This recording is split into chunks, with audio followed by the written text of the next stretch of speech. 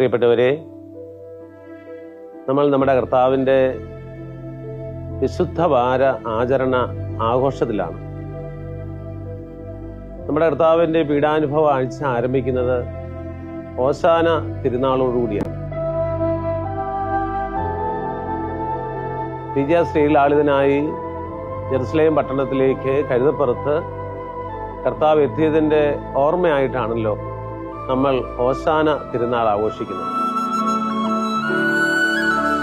ഓശാന കഴിഞ്ഞാൽ പിന്നീട് വരുന്ന 7 ദിവസങ്ങൾ നമ്മളെ സംബന്ധിച്ചിടത്തോളം വളരെ തീവ്രമായ വിശ്വാസ അനുഷ്ഠാനത്തിൻ്റെയും വിശ്വാസ ജീവിതത്തിൻ്റെയും ആഴ്ചയാണ്. ഈ ആഴ്ചയെ നമ്മുടെ കർത്താവിൻ്റെ പെസഹ ആഴ്ച എന്നാണ് നമ്മൾ വിളിക്കുന്നത്. നമ്മുടെ കർത്താവിൻ്റെ പെസഹ പഴയ നിയമ ഇസ്രായേൽ ജനതയുടെ പെസഹായുടെ വളർച്ചയും തുടർച്ചയും പൂർണ്ണതയുമാണ്.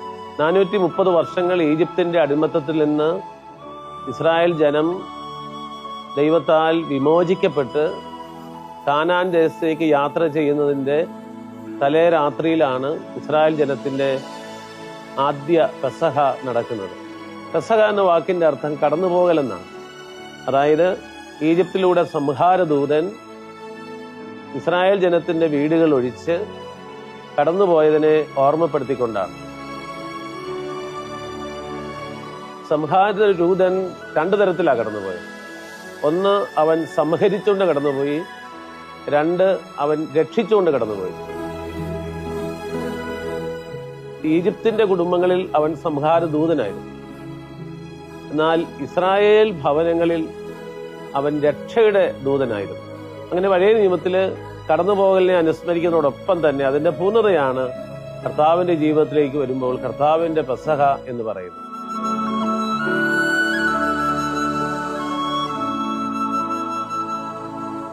യഹൂദ പാരമ്പര്യത്തിന്റെ തുടർച്ചയാണ് സത്യത്തിൽ പൗരസ്ത്യ സുറിയാനി പാരമ്പര്യം എന്ന് പറയുന്നത്.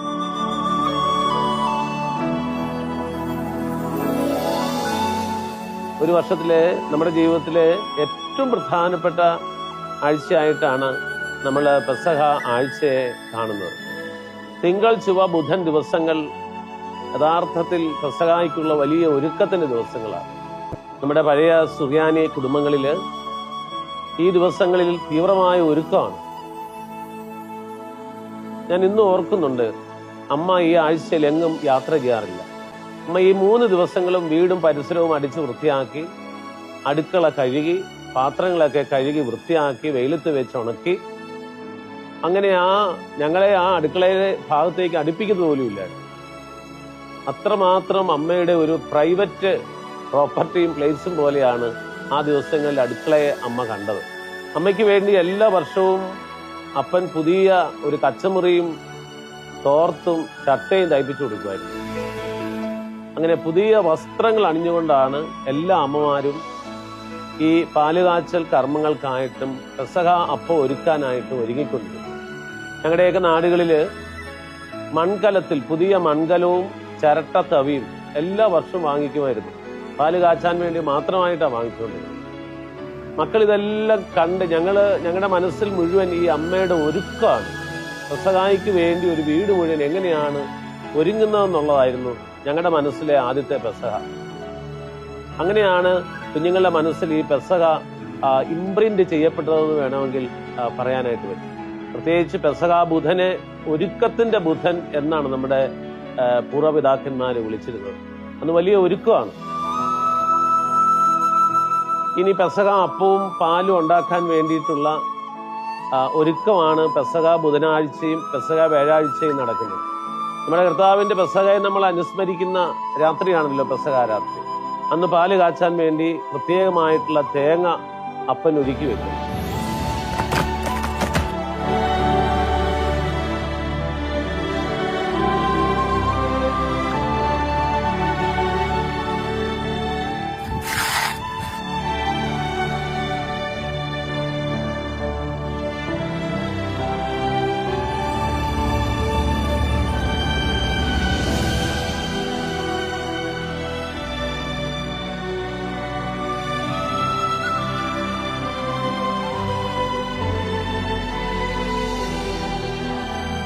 തേങ്ങ പൊട്ടിച്ചു കഴിയുമ്പോൾ അതിൻ്റെ വെള്ളം പെരപ്പുറത്താണ് ഒഴിച്ചിരുന്നത്.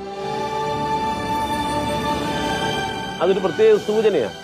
ഇസ്രായേൽ ജനത്തിൻ്റെ ഭവനങ്ങളിൽ കുഞ്ഞാടിൻ്റെ രക്തം തളിക്കപ്പെട്ടതിനെ സൂചിപ്പിച്ചുകൊണ്ടാണ് നമ്മുടെ വീടുകളിൽ തേങ്ങാ വെള്ളം പെരപ്പുറത്ത് ഒഴിച്ചിരുന്നത്.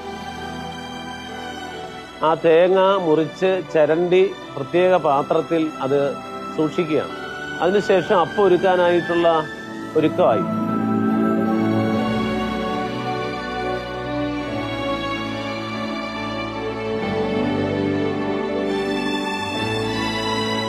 പെസഹ രാത്രിയിൽ അമ്മ അപ്പം ഒരുക്കും, അപ്പനാണ് അപ്പം മുറിച്ച് വിളമ്പിയിരുന്നത്. അത് ഈശോയുടെ കാലത്തും അങ്ങനെ തന്നെയാണ്. അതുകൊണ്ടാണല്ലോ ഈശോ അന്ത്യ അത്താഴത്തിൽ അപ്പം എടുത്ത് മുറിക്കുന്നത്. ഇന്നും യഹൂദരുടെ ഇടയിൽ അങ്ങനെയാണ്.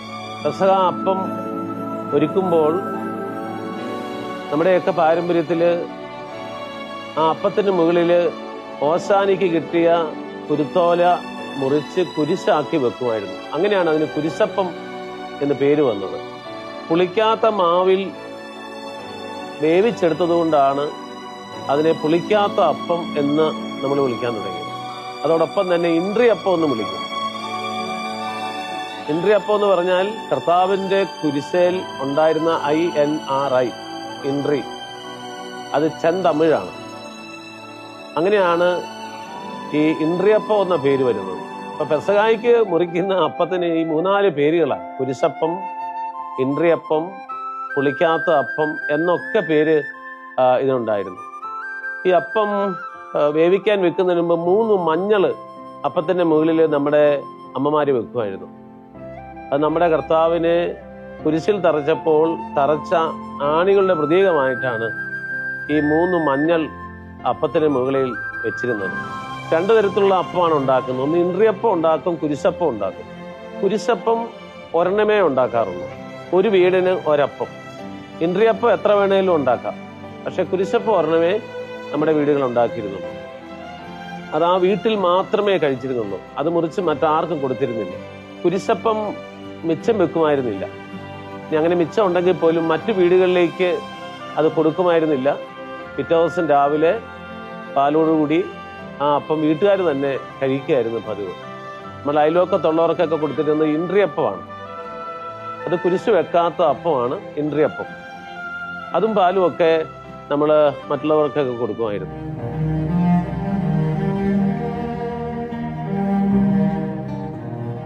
പെസഹ അപ്പത്തോടൊപ്പം നമ്മൾ കുടിക്കുന്ന പെസഹ പാല്, അത് നമ്മുടെ കർത്താവിൻ്റെ അന്ത്യ അത്താഴ വേളയിൽ കർത്താവ് നൽകിയ മുന്തിരിച്ചാറിന്റെ പ്രതിരൂപമായിട്ടാണ് നമ്മൾ കാണുന്നത്. കേരളത്തില് ഈ പാലിന്റെ പ്രധാന ചേരുവ എന്ന് പറയുന്നത് തേങ്ങയാണ്. എന്തുകൊണ്ടാണ് നമ്മുടെ പൂർവ്വപിതാക്കന്മാര് തേങ്ങാപ്പാല് തിരഞ്ഞെടുത്തത്? മറ്റു പലതരത്തിലുള്ള പാലും നമുക്ക് ലഭിക്കുമായിരുന്നില്ല. പശുവിന്റെ പാലുണ്ട്, ആടിന്റെ പാലെടുക്കാം. പക്ഷെ നമ്മുടെ പൂർവ്വപിതാക്കന്മാര് തേങ്ങാപ്പാൽ എടുത്തത്. ഒന്ന്, തേങ്ങ പ്രകൃതിയിൽ നിന്നുള്ള ഒരു ഭക്ഷണമാണ്. 2, 365 ദിവസവും കായ്ക്കുന്ന വൃക്ഷമാണ് കേരവൃക്ഷം. തേങ്ങ ഒരു സമൃദ്ധിയുടെ അടയാളമാണ്. അതുകൊണ്ട് അന്ത്യഭോജനം അല്ലെങ്കിൽ പെസഹ പൗരാണികമായി വിശുദ്ധിയോടെ ആചരിക്കുന്ന കുടുംബങ്ങളിൽ ദാരിദ്ര്യം, പട്ടിണി, രോഗം വിട്ടുമാറുന്നു. അത് ആ കുടുംബത്തിൽ എന്നും ഒരു സമൃദ്ധിയുടെയും സന്തോഷത്തിൻ്റെയും സമാധാനത്തിൻ്റെയും അന്തരീക്ഷം ഉണ്ടാവും എന്നതിനെയും കൂടെ സൂചിപ്പിച്ചുകൊണ്ടാണ് തേങ്ങയിൽ നിന്നെടുത്ത പാല് നമ്മൾ കാച്ചാനായിട്ട് ഉപയോഗിച്ചിരുന്നത്. അത് അതിൽ തന്നെ എത്രയോ വിശുദ്ധമാണ്. നമ്മുടെ സുറിയാനി പാരമ്പര്യത്തിൽ ഈ പെസഹ അപ്പം ഉണ്ടാക്കുന്ന ശരിയായ രീതി ഏതാണെന്ന് നാം മനസ്സിലാക്കണം. ഇന്ന് യൂട്യൂബുകളിലും മറ്റുമൊക്കെ ആയി ഒരുപാട് റെസിപ്പികൾ അല്ലെങ്കിൽ ഉണ്ടാക്കുന്ന വിധം നമ്മൾ കാണാനായിട്ട് പറ്റും. എന്നാൽ നമ്മുടെ പൂർവ്വപിതാക്കന്മാര് പെസഹ രാത്രിയിലെ അപ്പം ഉണ്ടാക്കിയിരുന്ന വിധം ഈ പറഞ്ഞ വിധമാണ്. കുരിശപ്പ, ഇൻട്രിയപ്പ ഇവ തയ്യാറാക്കുന്നതിനെ കുറിച്ച് ഇങ്ങനെയാണ് നമ്മുടെ പാരമ്പര്യത്തിൽ കിടക്കുന്നത്. 1 കിലോ ആവശ്യാനുസരണം അളവ് കൂട്ടാം. അതനുസരിച്ച് മറ്റ് വിഭവങ്ങൾ വർദ്ധിപ്പിക്കണം. പച്ചരി പൊടിച്ചു വറക്കണം. നല്ല 2-3 തേങ്ങ ചെറുതായി ചുരണ്ടിയെടുക്കണം. ഒരു 200 ഗ്രാം ഉഴുന്ന് പരിപ്പ്, ആവശ്യത്തിന് വെളുത്തുള്ളിയും ജീരകവും, അത്യാവശ്യമെങ്കിൽ ഏതാനും ചുവന്നുള്ളി കൂടി ചേർക്കാവുന്നതാണ്. അത് വൃത്തിയാക്കി എടുത്തത്, അത്യാവശ്യത്തിന് ഉപ്പുനീര്. ഇത്രയുമാണ് നമ്മൾ അപ്പം ഉണ്ടാക്കാനായിട്ട് ഉപയോഗിക്കുന്നത്. ഉഴുന്ന്, വെളുത്തുള്ളി, ജീരകം, ചുവന്നുള്ളി ഇവ വെവ്വേറെ അരിച്ചെടുക്കണം. ഇവയെല്ലാം കൂട്ടിച്ചേർത്ത് വിസ്താരമുള്ള ഒരു പാത്രത്തിൽ വറുത്ത പൊടിയുമായി നന്നായിട്ട് കുഴയ്ക്കണം. അത് അധികം നീണ്ടുപോകാതെ നമ്മൾ ശ്രദ്ധിക്കണം. മധുരമോ ഈസ്റ്റോ യാതൊരു കാരണവശാലും ചേർക്കരുത്. ഇങ്ങനെ കുഴച്ച മാവ് കുരിശപ്പത്തിനും ഇൻട്രിയപ്പത്തിനും നമ്മൾ ഉപയോഗിക്കുന്നു. ഇനി അപ്പം ഉണ്ടാക്കുന്ന രീതി എങ്ങനെയാണ്? പണ്ട് നമ്മുടെ അമ്മമാർ ഇങ്ങനെയാണ് ചെയ്തിരുന്നത്. അപ്പം ഉണ്ടാക്കുന്നതിന് വാഴയിൽ കീറി തണ്ട് കളഞ്ഞ് വെയിലത്ത് വാട്ടിയയില്ല, തീയിലത് വാട്ടരുത്. കുരിശപ്പം വാട്ടിയ തൂശനിലയിലോ പരന്ന പ്ലേറ്റിലോ തയ്യാറാക്കാം. പ്ലേറ്റിന് നിരപ്പിൽ ചേരുവ നിറച്ച് അതിന് നടുവിലായി ഓശാന കുരുത്തോലയുടെ അഗ്രം കുരിശു രൂപത്തിലാക്കി പതിപ്പിക്കണം. ഈ കുരിശിന്റെ വശങ്ങളിലായി 3 ചെറിയ കഷ്ണം ഉണക്കമഞ്ഞളും വയ്ക്കണം. വാഴയിലയിലാണ് കുരിശപ്പം ഉണ്ടാക്കുന്നതെങ്കിൽ 2 ഇഞ്ച് കനത്തിൽ കൂടാതെ അപ്പം പരത്തി ഇല വശങ്ങളിൽ നിന്നും മടക്കി കൂട്ടി കെട്ടിയെടുക്കണം. അപ്പോൾ കുരിശപ്പമായി. ഇൻട്രിയപ്പത്തിനും ഈ ചേരുവകൾ തന്നെയാണ് വേണ്ടത്. ചതുരത്തിലുള്ള വാട്ടിയെടുത്ത വാഴയിലയിൽ അടയുണ്ടാക്കുവാൻ പരത്തുന്നത് പോലെ 1/2 ഇഞ്ച് കനത്തിൽ പരത്തി കോണുകളിൽ നിന്നും മധ്യത്തിലേക്ക് മടക്കി ചതുരാകൃതിയിൽ നമ്മൾ മടക്കിയെടുക്കുന്നു. അവിടെ ഇൻട്രിയപ്പവും തയ്യാറായി. ഇനി അതെങ്ങനെയാണ് വേവിക്കുന്നത്? പൊക്കമുള്ള അലൂമിനിയം ചെമ്പ് കലത്തിൽ 2-3 ചിരട്ട കമിഴ്ത്തി വെച്ച് വെള്ളമൊഴിക്കുന്നു. ചിരട്ടയ്ക്ക് മുകളിൽ വാഴത്തണ്ടിൽ ത്രികോണ ആകൃതിയിൽ മടക്കി പാകുന്നു വാഴത്തണ്ട്. അതിന് മുകളിലായി അപ്പങ്ങൾ വയ്ക്കുന്നു. ഏറ്റവും മുകളിലാണ് കുരിശപ്പം വയ്ക്കാറുള്ളത്. അതിനുശേഷം പാത്രം അടുപ്പിൽ വെച്ച് മൂടുന്നു.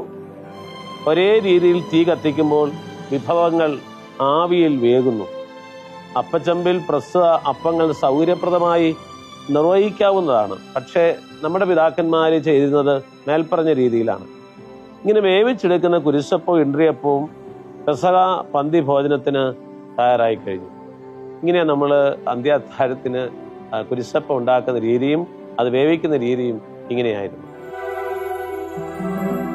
പരമ്പരാഗതമായി നമ്മുടെ സുറിയാനി കുടുംബങ്ങളിൽ പാലുണ്ടാക്കിയിരുന്ന വിധം ഇപ്രകാരമാണ്. ഒരു തേങ്ങയുടെ പാല് ആവശ്യത്തിന്, മധുരം ആവശ്യത്തിനുള്ള ശർക്കര ഉരുക്കി അരിച്ചെടുത്തത്, ശുചിയാക്കിയ ചുക്കും ജീരകവും അരച്ചത്, കൊഴുപ്പ് കിട്ടുവാൻ 2-3 സ്പൂൺ അരിപ്പൊടി വറുത്തത്, എല്ലാം കൂടി ചേർത്ത് ഒരു പുത്തൻ മൺപാത്രത്തിൽ തിളപ്പിക്കുക. ഇത് ഇളക്കാൻ ഉപയോഗിക്കുന്ന തവിയും പുത്തനാവുന്നതാണ് അഭികാമ്യം. പാനീയം തിളയ്ക്കാറാവുമ്പോൾ 1-2 ചെറുപഴം അരിഞ്ഞിടുക. ഒപ്പം ഓശാനയുടെ കുരിശോല മുറിച്ച് കുരിശാകൃതിയിലാക്കി പാലിലിടുക. തിളച്ച് കഴിയുന്നതോടെ പാല് നമുക്ക് വാങ്ങി വെക്കാം. ഈ രീതിയിലാണ് നമ്മുടെ പൗരസ്ത്യ കുടുംബങ്ങളിൽ അപ്പത്തിനുള്ള പാല് കാച്ചിരുന്നത് എന്നുകൂടി നിങ്ങൾ ഓർക്കുന്നത് നല്ലതാണ്. ഈ പെസഹ അത്താഴത്തെയാണ് കർത്താവ് പരിശുദ്ധ കുർബാനയാക്കി മാറ്റുന്നത്.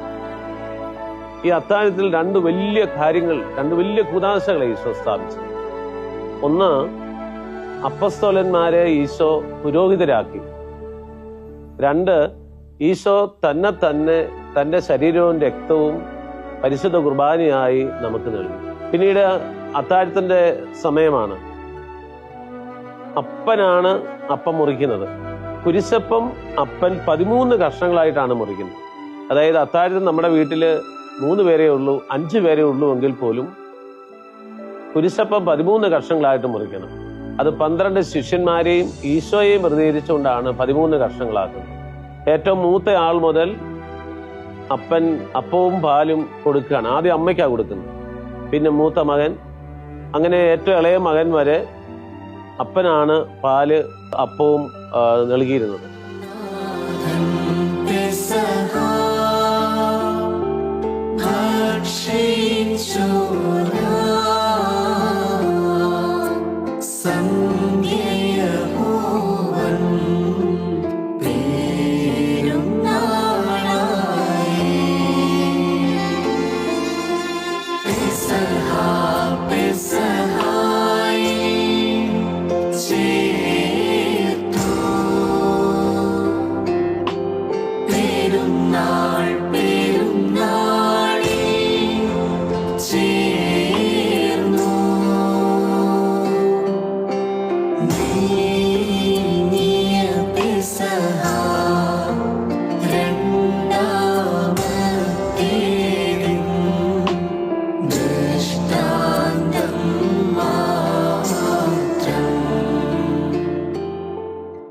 സഭയിലെ ഏറ്റവും ശക്തമായ 2 കൂദാശകളാണ് ഈ പെസഹ രാത്രിയിൽ ഈശോ സ്ഥാപിച്ചത്. പരിശുദ്ധ പൗരോഹിത്യവും പരിശുദ്ധ കുർബാനയും. അപ്പൊ നമ്മൾ എത്രമാത്രം വിശുദ്ധിയോടെ, കരുതലോടെ, പവിത്രതയോടെ വേണം ഈ ശുശ്രൂഷയിലേക്കും പെസഹ ആചരണത്തിലേക്കും പ്രവേശിക്കേണ്ടതെന്ന് നമ്മെ ഓർമ്മപ്പെടുത്തുന്ന നിമിഷങ്ങൾ കൂടിയാണിതെന്ന് നമുക്ക് മറക്കാതിരിക്കും.